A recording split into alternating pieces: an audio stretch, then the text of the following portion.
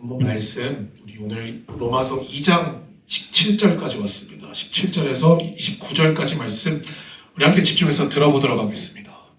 유대인이라 불리는 내가 율법을 의지하며 하나님을 자랑하며 율법의 교훈을 받아 하나님의 뜻을 알고 지극히 선한 것을 분간하며 맹인의 길을 인도하는 자요 어둠에 있는 자의 빛이요 율법에 있는 지식과 진리의 모본을 가진 자로서 어리석은 자의 교사요 어린아이의 선생이라고 스스로 믿으리. 그러면 다른 사람을 가르치는 내가 내 자신을 가르치지 아니하느냐? 도둑질하지 말라 선포하는 내가 도둑질하느냐? 간음하지 말라 말하는 내가 간음하느냐? 우상을 가정히 여기는 내가 신전 물건을 도둑질하느냐? 율법을 자랑하는 내가 율법을 범함으로 하나님을 욕되게 하느냐? 기록된 바와 같이 하나님의 이름이 너희 때문에 이방인 중에서 모독을 받는도다.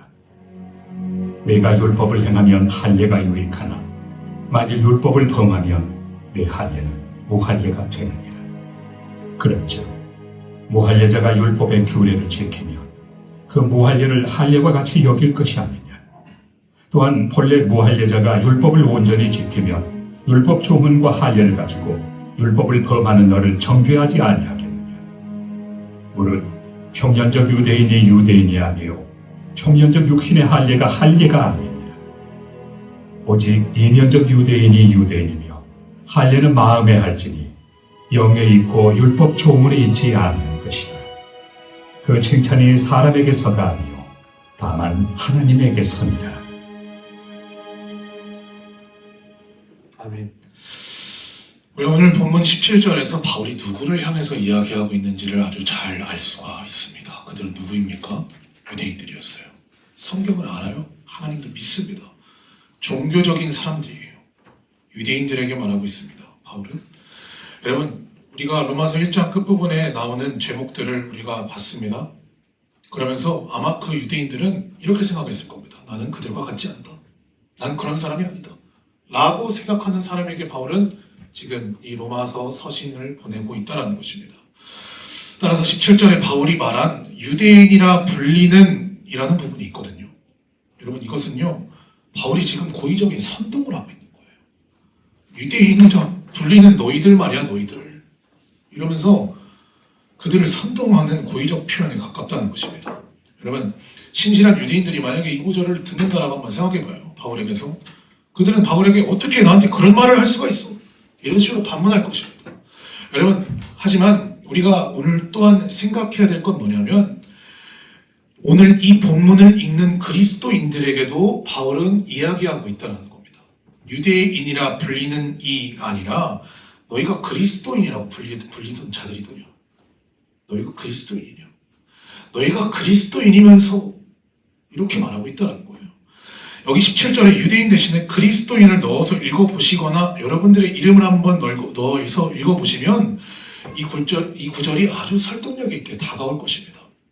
바울은요, 지금 자신이 그리스도인이라고 자처하는 교인들에게로 시선을 돌리고 있다는 점에서 우리는 같이 바울의 시선과 같이 시선을 전환해야 된다는 사실입니다.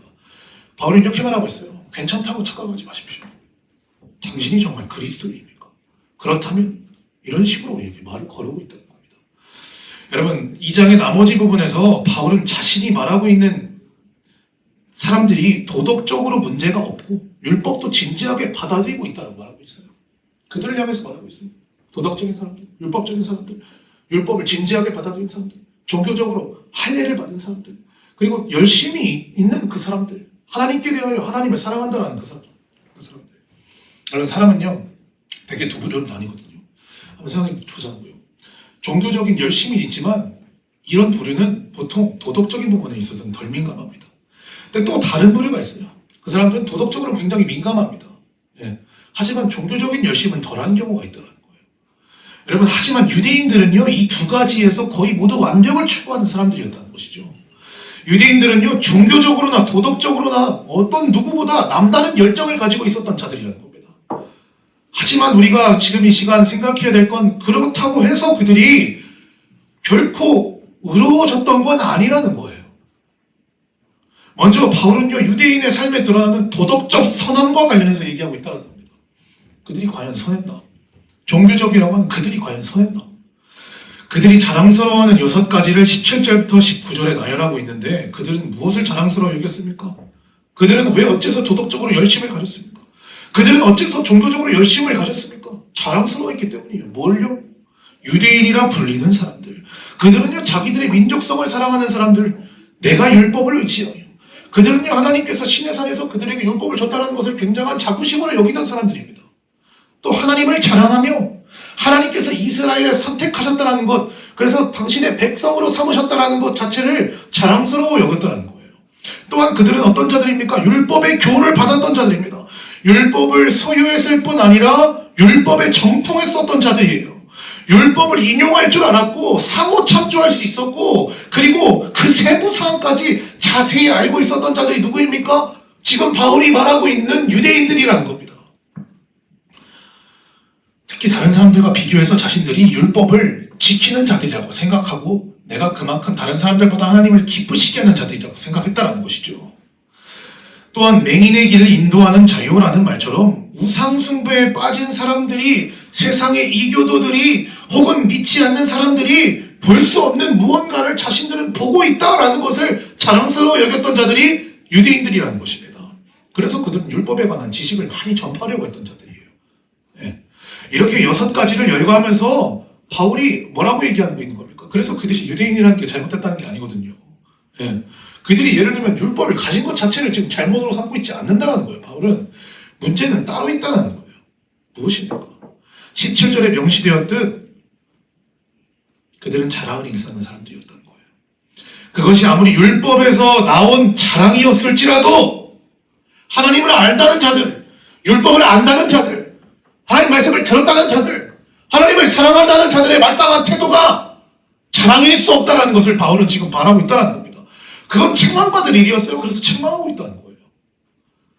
유대인이라서 책망받는 것도 아니고 율법을 소유했다라고 해서 책망받는 것도 아니고 하물며 그들이 율법을 지켰는데 그것을 바울이 지금 책망하겠습니까? 아니라는 거예요.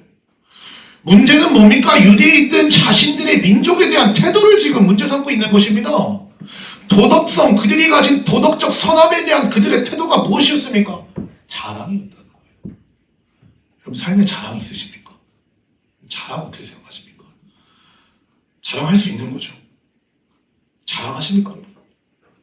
여러분, 그리고 여러분들은 그 자랑하는 태도가 오늘 말씀에 의하면 그리스도인에게는 맞지 않는 태도라는 걸 여러분 알고 계십니까? 여기 보십시오, 여러분. 유대인들은요, 율법에 의지해서 선한 것을 규정했던 사람들, 그리고 구원의 체계를 만들어버렸던 그런 사람들입니다. 물론 율법은 선한 거예요. 하나님 주셨어요. 거룩한 겁니다. 좋은 거예요. 복이에요, 복. 하지만 율법을 자신에게 있어서 영생에 이르게 만드는 하나의 도구로 삼는다라면, 율법을 의지한다라면, 율법을 통해서 내가 구원받으려고 한다라면 이 세상 어떤 인간이든 다 그냥 사망, 죽음을 경험할 거라는 것이죠. 우리가 여기 이 자리에서 한번 생각해 보자고요. 여러분, 도덕이요. 하나님이 도덕적인 분이세요. 그렇지 않아요? 우리 하나님 닮아야 되잖아요. 하나님의 선함을 따라 우리는 그분을 닮아야 되는 겁니다. 어쩌면 이런 생각에 의해서 유대인들도 그렇게 도덕적인 삶을 살려고 했던 자들이에요. 왜냐하면 또한 율법 또한 이걸 증거하고 있으니까. 네, 맞잖아요. 우리들 또한 마찬가지일 거라는 것이죠. 근데 한번 생각해 보자고요. 여러분, 도덕성이랑 여러분들 추구하려고 하시는, 혹은 뭐 신앙생활 해보니까 뭐 도덕적이어야겠다 이런 생각이 든다면 우리는 두 가지를 구별해야 되는데 뭐냐면 도덕성과 도덕주의는 천지 차이라는 겁니다. 도덕성이 어떠한 선함을 얘기하고 있다면 여러분, 도덕주의는 뭐냐면 그 도덕성 자체를 자신의 신 삼는 거예요. 도덕주의와 도덕성은 천지 차이입니다. 여러분 마음의 주변부를 지금 이 시간 보십시오. 도덕주의란 무엇입니까? 지금 우리들에게 있어서 너무나도 익숙한 건 아닙니까? 도덕주의란 무엇입니까? 오늘날 전 세계의 가장 거대한 하나의 종교입니다. 하나님을 대신하는 하나의 신, 다른 신이에요. 그게 도덕주의예요. 여러분들이 도덕주의를 지금 신봉하러 왔습니까? 하나님이죠, 우리는.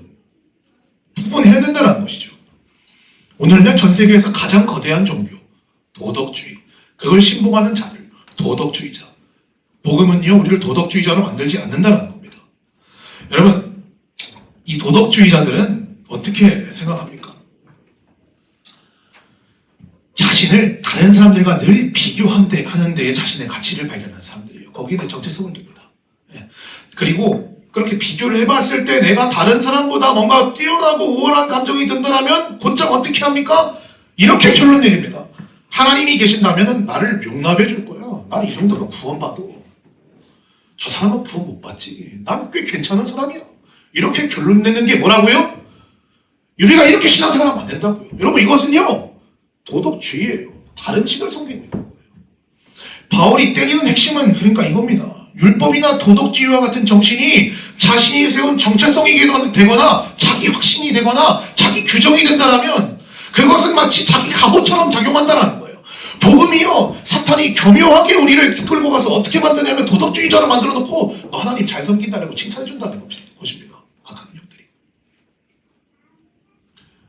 그리고 그 갑옷이, 도덕주의라는 그 갑옷이 복음까지 가로막는 거예요. 여러분들의 숨통을 조여온다는 겁니다. 그렇다면 우리는요, 자신이 의롭다라는 근거로 이런 기독교 도덕주의에 내가 빠졌나 안 빠졌나를 어떻게 볼 수 있을까요? 답은 이미 나왔습니다. 성경은요, 참된 그리스도인들은 이렇게 살지 않는다라고 얘기하고 있는데 아주 자주, 아주 강력하게, 아주 여러 번 얘기하고 있습니다. 여러분, 그 태도는 무엇입니까? 자랑입니다. 여러분, 지금 삶에서 자연스럽게 자랑을 추구하는 일을 당연히 여기거나 거리낌 없이 자랑하는 삶에 살고 계시다면 그것은 내가 이미 복음을 잃어버렸다는 표시가 된다는 거예요. 만약 우리가 자신의 행위나 신앙 행위 혹은 신앙 고백, 나의 정체성을 자랑한다면 오늘 본문의 오늘 본문의 수신자들 같이 유대인들처럼 자신의 정체성을 자랑한다면 이것을 나의 구원의 근거로 삼는다면 나는 그래도 교회 많이 다녔어. 이번 주도 갔다 왔는데 나 구원받을 거야. 근데 뭐 예를 들면 내가 속한 그 직장 공동체 다른 사람들은 구원 못 받겠지. 난 받는데 이 정도에 그친다면 여러분, 그것은 자랑인 것이고 우리가 아무리 기독교인이고 우리가 아무리 하나님 사랑한다라고 하고 있을지라도 사실상 우리는 도덕주의자로 기능하고 있다는 겁니다. 우리 내면은 사실상 도덕주의자로 기능하고 있다는 거예요. 나는 성경 읽는 분량 채웠어. 난 이만큼 기도했어. 그래도 나 정도의 설교면 이 정도 하늘께 인정받는 거 아니야? 이런 생각 자체 좀 해봤거든요. 그래도 나 정도, 이 정도의 경험이면 내가 이만큼 은혜 받아왔으면 내가 이번 주 은혜, 내가 교회 가봤더니 나 이렇게 눈물 흘려봤고 이렇게 회개했고 내가 이 정도로 살았다면은 난 구원받고 남는 거 아니야? 자랑이라는 것이죠. 바울은 지금 유대인들에게만 말하는 게 아니라는 것이죠. 지금 성령님께서는 제가 방금 말씀드렸던 대로 우리 지금 듣고 있는 우리 모두에게 그리스도인인 나를 여기 본문에 넣어보기를 소망하고 원하신다는 거예요. 아마 우리가 자신이 회심한 그리스도인이라고 아마 자처할 겁니다. 여러분, 그렇지 않나요? 아마 자신은요, 내가 주님을 만났다라고 생각할 거예요. 주님을 실제로 우리 만났죠. 주님을 만난 그날 밤, 혹은 그 예배, 혹은 그 찬양, 혹은 그 설교 시간에 우리는 그때 회중들 앞에서 눈물로 부르짖었을 수도 있습니다. 그렇게 우리는 회개하고 기도했을 수도 있어요. 그리고 하나님을 강하게 느꼈다라고 우리는 체감했을 수도 있습니다. 그 이후로 실제로 우리의 삶은 실제로 변화됐었을 수도 있어요. 잘 안 나오던 예배도 예를 들면 꾸준히 나올 수 있었을 테고, 그 뒤로 우리는 성경을 읽기 시작했고, 그 뒤로 예배를 안 빠지게 되고, 그 뒤로 우리는 기도를 하게 됐고, 그 뒤로 우리는 신앙에 관련된 질문들에 대해서 능숙하게 답변할 수 있게 됐고, 어떤 분들은 그 뒤로 예수님 만난 그 뒤로 은혜 받은 그 뒤로 어떤 분들은 신앙생활에서 성경 공부를 인도할 수 있을 만큼의 분량까지 변화되신 분들도 아마 있으실 겁니다. 그러나 바울은 말합니다. 그 모든 것이 결국 당신 안에서 자랑을 만들어내면 당신은 하나님이 아니라 도덕주의를 신봉하는 타종교 신자입니다. 죄송합니다만 그런 말씀을 지금 드리고 있다는 겁니다. 여러분, 너무 충격이에요. 저는 이 본문을 읽고 정말 충격을 금치 못했습니다. 설교를 연습하면 하면 할수록 왠지 나한테 하는 말 같아서 너무나 충격이었어요. 이 직설적인 바울의 말은 어떤 식으로 제가 느꼈냐면 마치 여러분 야구를 생각해 봤을 때 투수가 던지는 필살 강속 직구와도 같이 느껴졌거든요. 여러분, 지금 바울은요, 독자들에게 직구 2개를 던졌습니다. 스트라이크 2번이 정신없이 지나가고 여러분 이젠 3번째 변화구입니다. 21절에 다른 사람을 가르치는 내가 내 자신은 가르치지 아니하느냐 말하고 있다는 거예요. 20세기 영국의 위대한 설교자 마틴 로이드 존스 목사님, 제가 존경하는 목사님이신데요. 그분은요, 신앙을 고백하는 그리스도인들에게 이 구절이 어떻게 적용하는지를 보여줬습니다. 그분이 이렇게 말씀하세요. 당신이 매일 성경을 읽으면서 성경이 말하는 진리를 자기 자신에게 적용하는가? 왜 성경을 읽는가? 단지 성경을 얼마나 잘 아는지 자랑하고 남들과 논쟁하기 위해서 성경을 배우는가? 아니면 성경이 말하는 진리를 당신 자신에게 적용하려고 보는가? 성경을 읽으면서 스스로에게 이렇게 말하십시오. 성경이 말하고 있는 대상은 바로 나다. 성경은 오늘날 나에게 무엇을 말하고 있는가? 성경을 통해 자기 자신을 면밀히 살펴보지 않는다면 당신은 위험해질 수 있다. 당신 스스로에게 적용하지 않는다면 성경을 많이 알면 알수록 더 해로울 것이다. 맞는 말입니다. 여러분, 이 복음의 계절의 한복판에서 우리가 한번 이 시간 생각해 보자고요. 여러분, 오늘 본문은 오늘이 지나가면 이번 한 주가 또 지나가면 그 다음 3장으로 또 이어질 것입니다. 이 복음의 한복판에서, 복음의 계절의 한복판에서 여러분들에게 지금 들려지는 이 복음의 기회를 붙잡으십시오. 그리고 한번 생각해 보자고요. 여러분, 진지하게 생각해 보세요. 오늘 우리는 지식 하나 더 얻고 돌아가려고 해서는 안 됩니다. 나에게 적용하는 한 걸음이 있어야 돼요. 그래서 예배 이후에 저는 여러분들에게 적용이 되는 구체적인 하나의 파송과제를 드릴 겁니다. 나에게 적용하는 한 걸음, 바로 나라는 겁니다.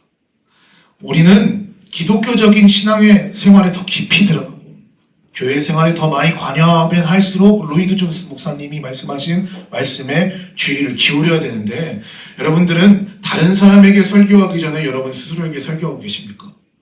다른 사람에게 행동으로 옮기라고 요구하기 전에 여러분들은 행동으로 옮기고 계십니까?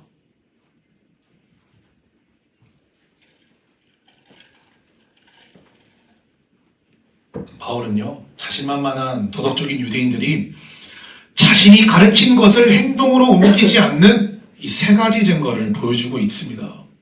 그들은 뭐 했다고 해요? 도둑질했어요, 그들은. 그리고 간음했다라고요. 그리고 우상을 미워한다라고 하면서 성전의 물건을 훔쳤다라고 해요. 바울이 그것을 그렇게 짚어서 그들에게 고발하고 있다는 겁니다. 여러분, 도덕주의는 이렇게 실패하는 겁니다. 왜 실패하죠? 도덕주의가 실패하는 이유는 뭘까요? 여러분, 자신이 도덕적이라고 떠벌리면서, 도덕주의자들은 실패하는데 왜 실패하냐? 자신이 도덕적이라고 떠벌리면서 다른 사람들에게 자신의 도덕적인 모든 행동 자체가 점점 자기 모순으로 이렇게 변질된다는 거예요. 필연적으로 말이죠. 그게 도덕주의가 실패하는 포인트입니다. 법을 알아요. 이렇게 하면 안 되는 걸 알아요. 하지만 도덕주의자들은 그 누구도 이 법을 지키지 못해요. 지키지 않아요, 여러분. 고의적으로. 두 가지 방식에서 그렇게 그들은 실패를 경험합니다. 첫 번째, 도덕주의자들은 종종 거리낌 없이 위선을 행하는 자들이에요. 여러분, 예를 들면 불륜을 행하는 목사님, 혹은 사기치는 그런 장로님, 이런 분들과 같이 두드러질 수도 있는 것이고, 위선자들이죠. 직장에서 점심시간을 지키지 않는다거나 사업자가 납세 신고 용지에 무엇인가를 빼놓는다거나, 이런 식으로 굉장히 일상적인 부분에서 우리의 위선이 일어난다는 것입니다. 복음이 우리의 마음을 만져내지 못한다면 우리는 도덕주의자로 설 수밖에 없는데요. 교회를 나오면서 내면에까지 은혜 받지 못하고 성령님께서 내면에 우리 안에 실제를 주지 않는다면 이렇게 된다는 거예요. 도덕주의자가 되는데, 그러면 일상의 자리든 아니면 겉으로 실제로 드러나든 우리는 그렇게 위선을 행하게 된다는 것입니다. 두 번째, 도덕주의자는 어떻게 실패합니까? 마음에, 그리고 동기에 거듭되는 죄악들이 있다는 거예요. 그래서 우상을 가증히 여긴다라고 말하면서 아이러니하게도 행동은 신적 물건을 훔치고 있다는 것입니다. 마치 성인물을 보면서 19금 뭐 이런 거 보면서 자기 자녀한테는 보지 말라고 하는 부모님과 같다는 거예요. 여러분, 이러한 바울의 말에는요, 예수님의 말씀을 왠지 떠올리게 하지 않습니까? 예수님께서 말씀하셨어요. 십계명에 대해서 예수님은 본질적인 접근을 하셨습니다. 표면상 겉으로 드러난 이거 하지 말라, 이거 하라가 아니라 예수님은 본질적인 접근 어떻게 하셨어요? 너희 마음에 음욕을 품기만 해도 이미 마음에 가늠한 자다라고 있다는 겁니다. 여러분, 같은 원리에 바울도 말하고 있다는 거예요. 우리가 우상숭배란 무엇입니까? 조상신에게 혹은 조각상에 절하는 것이라고만 생각해요. 명백한 우상숭배입니다. 여러분, 하지만 그런 것들은 아닐지라도 실제로 우리가 조각상에 엎드리지 않고 조상신에게 엎드리지 않고 있을지라도 그 조각상 안에 숨겨있는 우상을 숭배하는 것과 마찬가지의 우상숭배를 하고 있을 때가 있다는 거예요.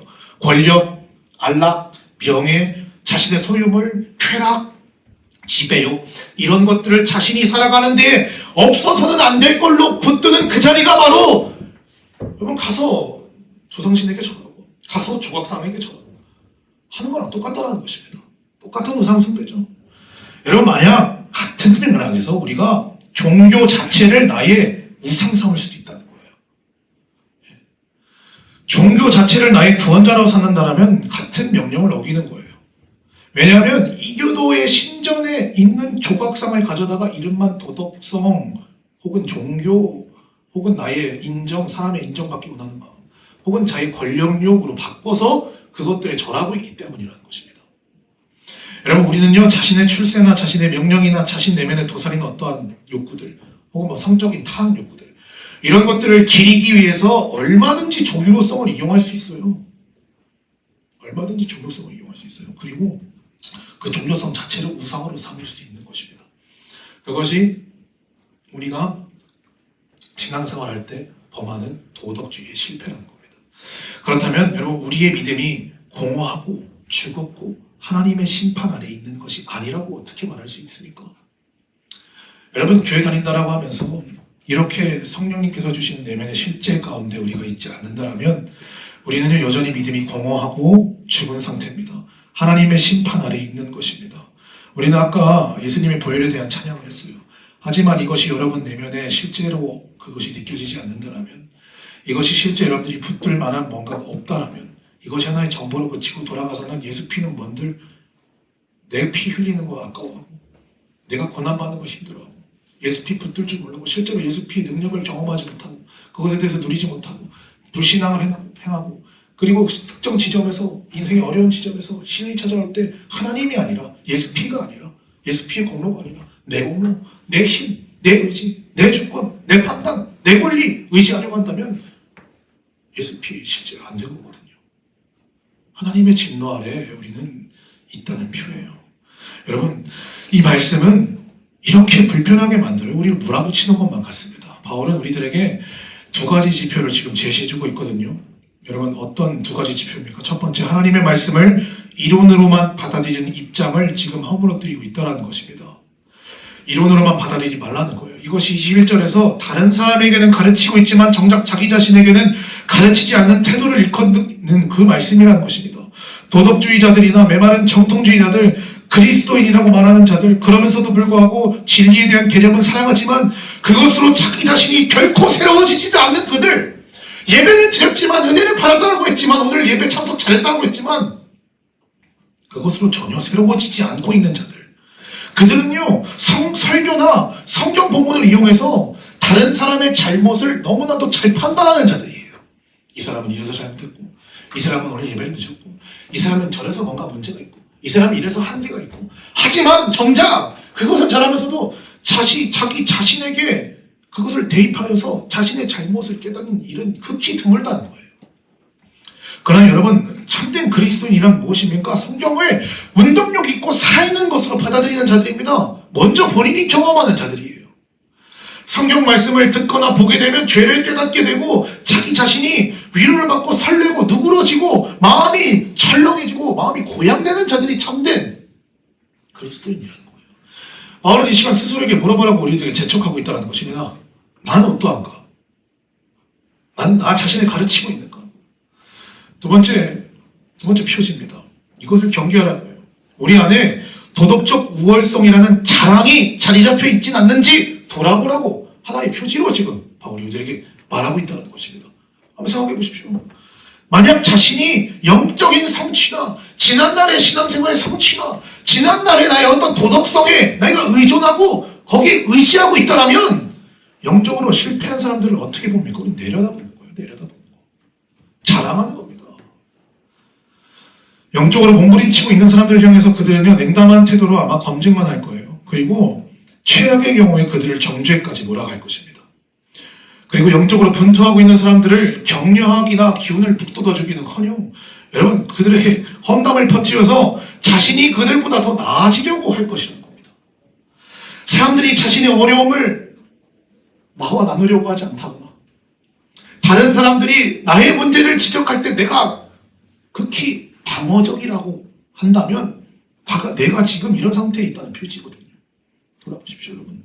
그러므로 우리는요, 우리 곁에서 끊임없이 우리를 유혹하는 도덕주의의 유혹도로부터 우리는 벗어나야 된다는 거예요. 도덕주의는 우리 속으로 역사하지 못한다는 거예요. 우리 속에서 올라오는 죄들에 대해서 도덕주의는 무능하다는 겁니다. 언제나 실패할 뿐이라는 거예요. 죄는 우리 속에서 올라오는 거지, 우리의 겉 행동을 단지 바꾼다라고 해서 속에 들끓는 죄짓기 원하는 그런 죄인된 심령의 중심으로부터 끌어오르는 그 죄성을 막아내지 못한다라는 거예요. 나쁜 생각이나 내 안에 은밀한 욕망이 올라올 때 마음으로 짓는 그 죄악들, 겉으로는 내가 딱 보이게 죄짓지 않았지만 마음으로 올라오는 죄악들, 이것들을 막아내지 못한다는 거예요. 도덕주의가 할 수 있는 일은 없습니다. 다만 죄를 숨기는 것밖에 못해요. 죄를 없애는 게 아니라 죄를 숨기는 것뿐이 못합니다. 우리가 신앙생활을 복음이 아니라 종교 생활로 붙들게 된다면 겉모습은 어느 정도 다듬을 수 있을 것입니다. 더 반듯하게 보일 수 있을 거예요. 여러분, 교회 이렇게 다니시면요, 아마 반듯하게 보이실 겁니다. 여러분, 더 괜찮은 사람처럼 비춰질 거예요. 그러나 마음 깊은 곳에 여러분들의 이기심으로부터 자유할 수는 없습니다. 그러나 마음 깊은 곳으로부터의 정욕이나 시기나 분노와 그런 교만과 불안은 전혀 새로워지지 않는다라는 거예요. 우리가 이 지점을 오늘 파고들어야 된다는 것입니다. 그래서 바울은 24절에 말하고 있어요. 기록된 바와 같이 하나님의 이름이 바로 너희 때문에 이방인 중에서 모독받는도다. 마음이 무너집니다. 여러분, 이 말은 단순한 책만 같아 보이지 않아요. 바울은 이렇게 말하는 겁니다. 너희 하나님 자랑한다고 하지만 사실 너희 삶 때문에 사람들이 하나님 싫어해. 이게 도덕주의 비극이에요. 신앙을 가졌다라고 하지만 그 신앙이 하나님 보이게 하지 않습니다. 오히려 나를 방어하는 도구로 전락해 될 뿐이에요. 나를 두둔하는 하나님을 이용할 뿐이라는 거예요. 좋은 사람으로 보이고 싶고 내 약점이 드러나기 싫고 내가 괜찮다라는 것을 언제든지 증명하기 원해서 다른 사람들의 부족함을 찾아내고 하나님께 대해서 그렇게 자신을 이용하려고 하고, 그러다 보니까 신앙은 복음의 통로가 아니라 갑옷이 된다는 거예요. 여러분, 이것은 우리들에게도 매우 중요한 질문이죠. 우리의 신앙은 하나님을 아름답게 다른 사람들에게 보여주고 있습니까? 아니면 우리의 말과 태도 속에서 전혀 예수님을 찾아볼 수 없는 여러분 자랑이라든지 교만이라든지 이런 것들만 튀어나오고 있습니까? 어려운 상황 속에서도 여러분 복음의 향기가 나타나고 있습니까? 아니면 신앙이라는 이름으로 나를 포장하고만 있습니까? 신앙이라는 이름으로 나를 방어하거나 내 의로움을 증명하려고 애쓰려고 하고 있지는 않느냐는 거예요. 여러분, 오직 복음만이 우리를 하나님을 드러내는 사람으로 만들어낼 수 있다는 거예요. 하나님을 드러내자고요. 나를 방어하지 말고. 그러나 도덕주의는 그렇게 하지 못합니다. 여러분, 도덕주의는 나를 언제나 예민하게 만들 뿐, 나를 언제나 판단적으로 만들 뿐, 나를 언제나 불안하게 만들 뿐이라는 겁니다. 그러나 복음은 나를 낮아지게 하고 예수님만을 드러나게 할 수 있다는 거예요. 이것이 여러분들이 그동안에 앓게 알고 왔던 복음이 아니라 제가 오늘 전하는 이 복음이 여러분들의 재규명되는 복음이 되기 바랍니다. 복음의 재발견이 이루어지기를 소망합니다. 이제 바울은요, 25절부터 할례의 문제에 대해서 말합니다.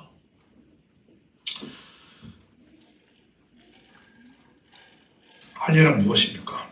아시는 분들은 아시겠지만 이것은 유대인들에게 매우 중요한 종교적인 표지거든요.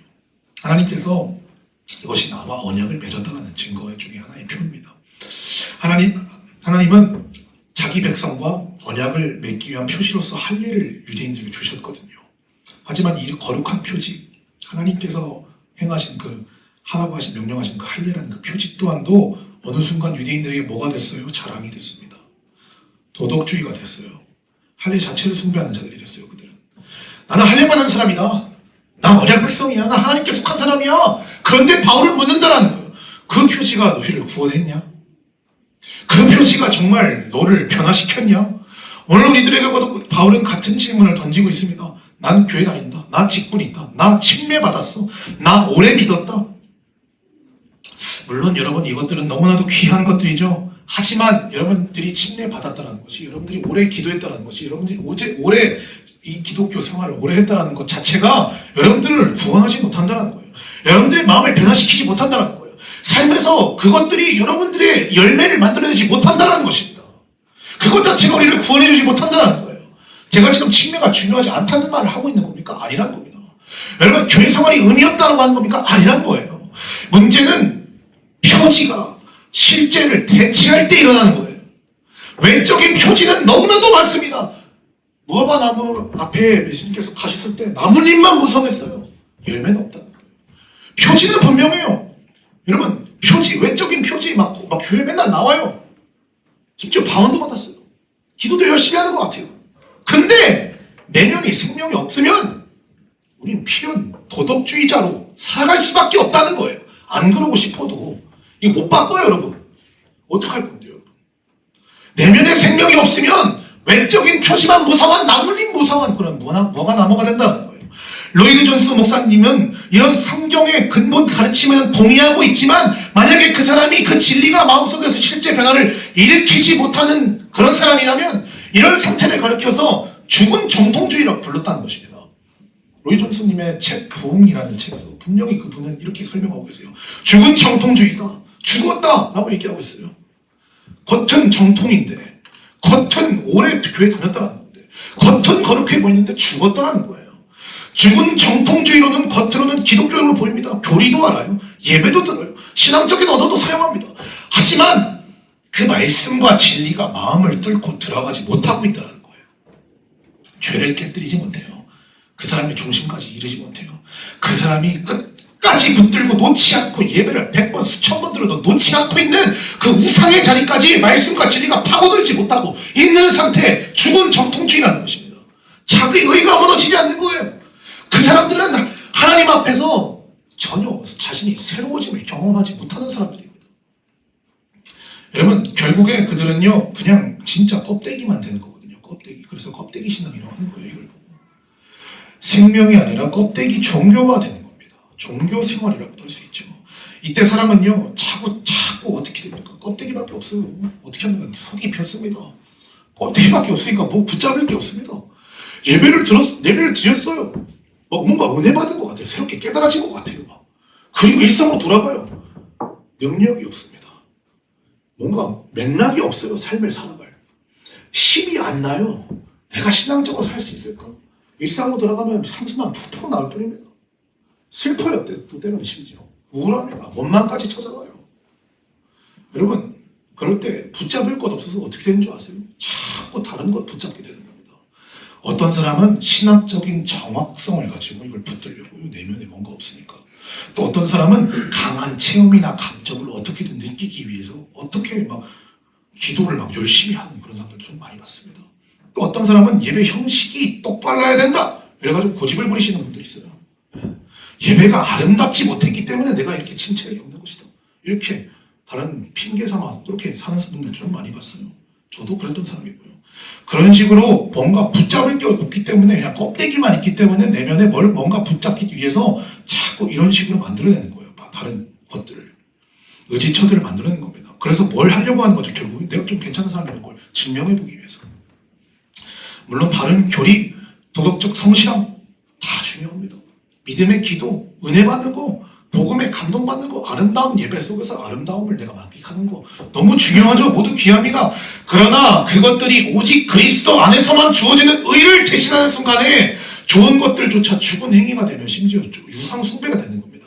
그야말로 그런 좋은 것들이 복음을 섬기는 통로가 아니라 나의 갑옷으로 둔갑한다는 거예요. 그래서 바울은 우리를 다시 본질로 데려가고 있습니다. 오늘 본문에서 중요한 것은 무엇입니까? 외적인 표시가 아니라는 거예요. 중요한 것은 그 표시가 가리키는 실제입니다. 침례를 받았는가, 교회에 오래 다녔는가, 직분이 내가 있는가 없는가가 중요한 것은 성령께서 그것들을 통하여 내 마음에 실제를 주시기 때문이라는 것입니다. 실제 내 마음을 침례를 통해서, 예배를 통해서, 실제 내 마음을 교회에 오래 다닌 것을 통해서 그것들을 통해서 성령님께서 내 마음에 변화를 일으켜 주셨나를 우리가 봐야지 우리가 외형 껍데기를 붙들어서 안 된다는 것이죠.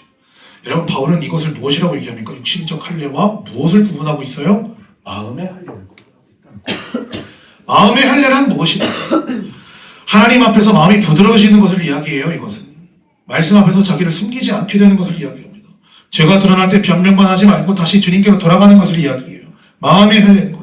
억지로 신앙생활을 버티는 게 아닙니다. 외형적 껍데기를 붙드는 게 아니라 하나님, 내가 지금 예를 들면 신뢰 받았다고 하고 나 지금 하나님 이번 한 달 동안 예배 한 번 좀 빠진 적이 없어요. 수요든 금요든 뭐든 간에 하지만요, 주님, 내가 이런 어떠한 한례적인 겉에 드러난 표진이 있지만 마음의 한례는 없습니다. 이런 식으로 하나님 앞에 나아갈 수 있어야 된다는 거예요. 여러분, 그렇다고 제가 드리는 말씀이 참된 그리스도인이 맨날 뜨거운 마음 가운데, 뜨거운 열정 가운데, 진한 감동 속에서만 살아갈 수 있다는 것을 여러분들에게 말씀드리는 건 아닙니다. 여러분, 예배에 감동 느끼는 거예요. 여러분들이 뭔가 희열을 느끼는 거예요. 하나님 만나서 뭔가 극적인 감정을 느끼는 거예요. 혹은 어떤 깊은 지성적 깨달음을 누리는 거예요. 지성적 사유를 여러분 즐기는 거예요. 예배 속에서 다 이런 것들을 선용하십니다, 하나님께서. 하지만 그게 중요한 게 아니라는 거예요. 여러분, 생각해 보세요. 도덕주의자들도 예배 속에 감동받아요. 그들과 뭔가 달라야 되지 않겠습니까? 도덕주의자들도 예배 속에 감동받고 은혜 받았다라고 하면서 실제 삶 속에서 도덕주의를 신봉한다니까요. 여러분, 그들 또한 설교를 듣고 마음이 움직일 것입니다. 그러나 도덕주의자와 참된 성도의 극명한 차이를 우리가 알아야 된다는 거예요. 그건 무엇입니까? 예배 은혜 받냐 안 받냐 이 차이입니까? 아닙니다. 좀 중요해요. 도덕주의자와 참된 신자의 차이점은 바로 이것입니다. 하나님이 날 사랑하신다는 복음의 확신의 실제가 마음에 있냐 없냐예요. 다시 한번 설명해 드리겠습니다. 내가 도덕주의자가 안 되고 싶지 않아요. 오늘 설교 들어보고 여러분 그러시다면 진실하게 반응하세요. 하나님, 나를 사랑하시죠. 이게 정보가 아니라 확신까지 있기를 원합니다. 이렇게 기도하셔야 돼요. 이게 없으면 이번 한 주 또 도덕주의자 돼요. 여러분, 이게 없기 때문에 우리가 주일이 지나고 다시 일상으로 돌아갔을 때 능력 없는 거예요. 마음이 여전히 공허한 겁니다. 결국에 붙들 거 없어서 껍데기 종교로 살다가 억울하고 이렇게 살기 싫어서 신학적인 정교함이라도 붙드는 거예요. 예배의 아름다움이라도 붙드는 거예요. 다른 사람 탓이라도 해보는 거예요. 도덕주의자라도 붙어보는 거예요. 그게 없으니까, 실제가 없으니까 예배라도 한번 다 안 빠지고 나와보는 거예요. 얼마나 이게 하나님 그 마음 다 아시거든요. 여러분, 하나님께 이렇게 기도하셔야 돼요. 하나님, 나를 사랑하신다는 복음의 확신 가운데 거하게 해주세요. 정보가 아니라, 하나님 나를 사랑하시지, 정보가 아니라 진짜 있다고요. 이게 내 마음에 변화가 있다고요. 하나님의 사랑은 내 마음을 변화하고도 남게 하시는 능력의 말씀이라는 겁니다. 이게 지금 현재적으로 여러분들에게 있어야 돼요. 그래야 이번 주에 여러분들이 승리하실 수 있습니다. 내가 충분히 잘하고 있는가? 사람들이 날 어떻게 볼까? 나 괜찮은 사람 맞나? 어떻게 증명하지? 이런 고민들이 이 하나님이 나를 사랑하신다는 내면의 확신, 이 내적 실제가 있으면 필요 없는 거예요. 이런 고민들이. 여러분, 신앙생활을 계속하지만 마음 깊은 곳에 불안은 여전하십니까? 신앙생활은 계속하지만 하나님이 주시는 의롭다 하심이 솔직히 모르겠습니까? 말씀을 들어도 그럴싸한 말씀이지만 돌아가서는 그 말씀이 기억나지 않으십니까? 여러분, 아직 하나님께서 주시는 그 생명력이, 그 내적인 실제가, 하나님의 사랑이 우리 마음 가운데 실제로 느껴지는 그 체감이 없기 때문이에요. 주님의 주시는 생명력이 내면의 실제가 되지 않았기 때문입니다. 복음은요, 우리를 그 자리로 데려가길 원한다는 거예요. 여러분, 종교주의자로요, 도덕주의자로 삼길 원해서 여러분 끌고 와가지고 여기 억울하게 여러분들 뭐라도 해보라고 하는 심정으로 하나님께서 앉혀놓으신 게 아니라는 거예요. 여러분, 복음은요, 어느 자리로 우리를 데려갑니까? 내가 잘해서 받아들여진 사람이 아니라 그리스도 안에서 난 받아들여진 사람이다를 우리에게 가르쳐주기로 한다는 거예요. 여러분, 잘해서 하나님 앞에 서는 거 아니잖아요. 그리스도께서 다 하셨어요. 그분이 100점 맞으셨어요. 그분이 A+ 맞으셨습니다. 그분이 완전히 만점 맞으셨어요. 그분 안에 있는 우리이기 때문에 우리를 칭찬하는 것이지, 우리가 뭘 잘해서, 우리가 신학적인 정통성을 가지고 있어서, 우리가 침례받아서, 우리가 기도 오래 해서 우리를 칭찬하시는 게 아니라는 거예요. 이미 우리는 그리스도 안에서 받아들여진 사람이지 내가 잘해서 받아들여진 게 아니라는 겁니다. 이거 기도 속에서만 누릴 수 있어요. 이게 실제가 되지 않는다면 자꾸 뭔가로 날 증명하려고 하는 이런 느낌이 있거든요. 이 느낌 자체를 우린 표지로 봐야 돼요. 내가 지금 기도해야겠구나. 나 지금 내적 실제로 가야겠구나. 복음이 가리키는 분명한 방향으로 향하겠구나. 그렇지 못하면 여기서 동맥경화가 탁 일어나게 되면, 기도로 딱 순종 못하면 어떻게 되면 도덕주의자인 거예요. 그때는 제 경험입니다. 설교를 준비해도 하기 싫어요. 제 경험입니다. 그때는 기도를 하려고 해도 기도가 뭐 하는 짓인지 모르겠어요. 그때는 여러분 예배를 드려도 맨날 예배 시간 지켜야 되는 게 그냥 힘들기만 해요. 여러분들도 같다고 저는 생각합니다. 여러분, 이 실제로 가야 됩니다. 나를 지키는 갑옷이 되는 거예요. 그렇지 못한다면. 나를 감추는 갑옷, 내 약점을 들키지 않기 위한 갑옷으로 신앙을 삼지 마십시오. 하나님에 대한 실제 확신이 내면의 실제가 되어야 돼요. 이것이 바로 우리 안에 임할 때 우리가 가진 이 신앙생활은 바로 세상을 향한 통로가 될 수 있다는 것입니다. 하나님의 은혜가 나를 지나서 다른 사람에게로 흘러가는 포인트가 바로 여기 있는 거예요. 여러분, 확신은 어디서 옵니까? 아까 제가 기도에 있다고 했죠. 바울은요, 조금 더 깊은 얘기를 우리에게 전해주고 있습니다. 할례를 이야기했어요. 할례는요, 우리가 복음을 이해하는 더 깊은 자리로 데려갑니다. 할례는 단순한 종교의식이 아니라 무엇입니까? 언약이 깨졌을 때 받게 될 저주와 단절을 얘기하고 있는 게 할례입니다. 만약에 너희가 언약을 깨뜨리면 생명으로부터 이렇게 단절될 거야. 지금 네 살이 지금 잘려진 것처럼. 너희가 만약에 언약을 깨뜨리면 공동체로부터 단절되는 거야. 너희가 언약을 깨뜨리면 하나님이 주시는 그 생명으로부터 단절되는 거야. 그런데 문제는 뭐예요? 이거 하는 사람도 지킨 사람이 없다는 거예요. 그 언약을 온전히 지켜낸 사람은 도덕적인 사람도 실패했고, 종교적인 사람도 실패했고, 율법 잘 안다라고 하는 사람조차도 실패했다는 것입니다. 우리는 다릅니까? 우리도 실패했습니다. 그렇다면 누가 하나님께 나아갈 수 있겠느냐는 거예요. 누가 도대체 이 길로 걸어갈 수 있겠습니까? 복음의 대답은 무엇입니까? 우리가 당해야 될 단절을 예수 그리스도께서 대신 당하셨다는 것을 복음은 말해주고 있다는 것이고, 바울은 그래서 할례라는 이미지를 우리에게 보여주고 있다는 사실입니다. 골로새서 2장 11절 말씀. 또 그 안에서 너희가 손으로 하지 아니한 할례를 받았으니 곧 육의 몸을 벗는 것이요 그리스도의 할례니라. 예수님께서 우리 대신 십자가 위에서 끊어지셨습니다. 아버지께 버림받으셨습니다. 그분이야말로 언약을 깨뜨린 자가 받아야 될 저주를 우리 대신 받으셨습니다. 그렇다면 우리들의 희망은 어디 있다라고 할 수 있죠? 내 행위에 있습니까? 우리의 종교적 외형이 있습니까? 아니라는 것입니다. 우리가 얼마나 오래 믿었느냐에 있습니까? 아니라는 거예요. 우리가 얼마나 반듯하게 도덕적으로 살았는가 있습니까? 아니라는 거예요. 우리의 희망은 오직 예수 그리스도십니다. 성령께서 우리 안에서 일하실 때 그분은요, 이 하나님의 사랑이 우리 안에 실제가 되게 하는 거예요. 이 예수 그리스도께서 나를 대신해서 죽으셨구나, 내가 받아야 될 단절을 대신 받으셨구나라는 것을 그렇대 하면서 졸고 있는 게 아니라 실제가 되는 거예요. 여러분, 우리 안에서 성령께서 일하실 때 그게 확신으로 차오를 수 있도록 역사하신다는 겁니다. 그때 우리는 어떻게 됩니까? 진짜 변화되거든요. 어떻게 변화돼요? 더 이상 껍데기 종교에 의지하지 않습니다. 내실이 있으니까 내가 겉으로는 실패할지라도 담대해지는 거예요. 여러분, 스스로를 증명하지 않아도 되는 거예요. 왜냐하면 하나님께서 이미 그리스도 안에 있는 우리를 보고 그리스도의 공로를 통해서 우리를 인정하고 칭찬하시고 받아주시고 용납하시기 때문이라는 겁니다. 성도 여러분, 이것이 바로 오늘 본문이 우리를 데려가는 아버지 하나님 그 아래 십자가 그늘 그 아래 그 자리라는 것입니다. 여러분, 신앙은 갑옷이 아니에요. 오히려 내 갑옷 만들려는, 갑옷 삼으려는 그런 모든 도덕적이고 종교적 그 내면의 습관들을 내려놓을 수 있는 자리라는 것입니다. 내 약점을 감추는 갑옷이 아니라는 거예요. 신앙이란 내 의로움을 증명하는 갑옷이 아니라는 겁니다. 오히려 신앙은 복음의 통로라는 거예요.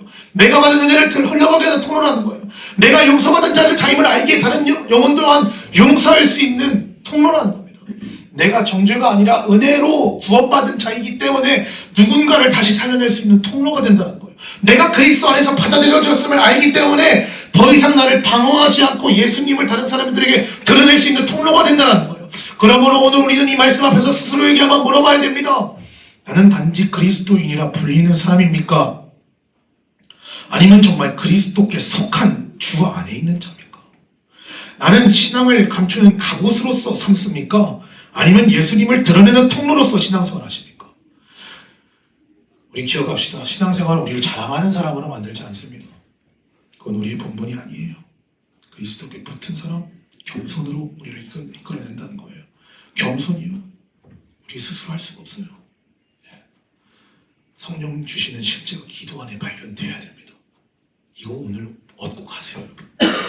이번 주 기도에도 빠지지 않고 이거 얻고 가시라는 거예요. 이 실제가 크면 클수록 두터우면 두터울수록 우리의 신앙생활은 그만큼 변화하는 겁니다. 이게 능력이에요. 삶이 지친 만큼, 어려운 만큼, 힘든 만큼, 눈물 젖은 만큼, 솔직히 내가 붙잡을 것 없어 보여서 세상에 무엇이라도 해야 되는 그런 애처로운 마음이 깊어진 만큼 그 깊어진 삶을 주께 드리십시오. 함께 기도하겠습니다.